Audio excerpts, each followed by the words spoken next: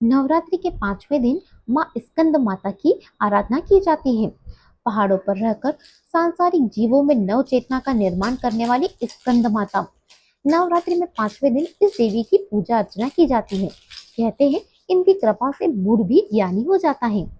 शास्त्रों के अनुसार प्राचीन काल में धरती पर तारकासुर नाम का एक शक्तिशाली राक्षस रहता था। अपनी असाधारण शक्ति और इच्छाओं को पूरा करने के लिए उसने भगवान ब्रह्मा की कठोर तपस्या की। उनकी तपस्या से प्रसन्न होकर ब्रह्मा जी ने उनसे वरदान मांगने को कहा। तारकासुर ने भगवान ब्रह्मा से अमरता का वरदान मांगा। ब्रह्मा जी ने उसे समझाया कि इस संसार में कोई भी अमर नहीं हो सकता और कोई वरदान मांगो।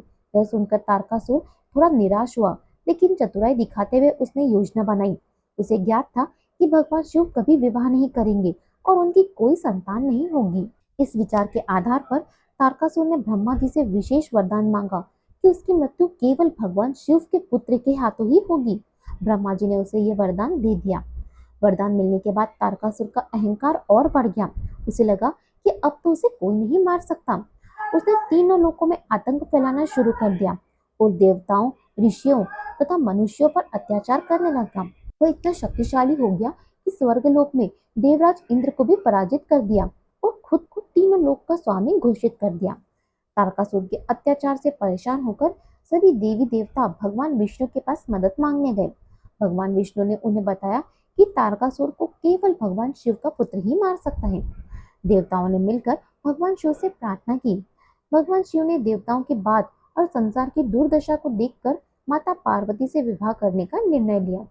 इसके बाद भगवान शिव और माता पार्वती का विवाह हुआ और उनके यहाँ एक तेजस्वी पुत्र का जन्म हुआ, जिसे कार्तिकेय या स्कंद कुमार के नाम से जाना गया। माता पार्वती ने स्वयं अपने पुत्र को युद्ध कला और अस्त्र शस्त्र का ज्ञान दिया। उन्होंने उसे हर प्रकार से तारकासुर से युद्ध करने के लिए तैयार किया। कार्तिकेय बहुत ही कम समय में एक शक्तिशाली और कुशल योद्धा बन गए। जब कार्तिकेय बड़े हुए तो उन्हें तारकासुर का वध करने की जिम्मेदारी सौंपी गई। देवताओं ने उन्हें अपना सेनापति बनाया। कार्तिकेय ने अपनी माँ की दी हुई शिक्षा और अपने पराक्रम से तारकासुर का वध कर दिया। इस प्रकार उन्होंने तीनों लोगों को उसके अत्याचार से मुक्त किया। भगवान कार्तिकेय की माता होने के कारण ही देवी पार्वती के इस स्वरूप को स्कंद माता कहा गया। माँ स्कंद माता सदैव अपने भक्तों के ऊपर अपने पुत्र की तरह ममता लुटाती है। उसकी गोद में सदैव बालक कार्तिकेय विराजमान रहते हैं, जो इस बात का प्रतीक है कि माँ अपने भक्तों की रक्षा हर पल करती है। यह कथा हमें सिखाती है कि मातृत्व में कितनी शक्ति होती है। माता स्कंद माता की माँ स्कंद माता की पूजा करने से संतान सुख की प्राप्ति होती है। साथ ही वो अपने भक्तों को ज्ञान, बुद्धि और चेतना का आशीर्वाद देती है।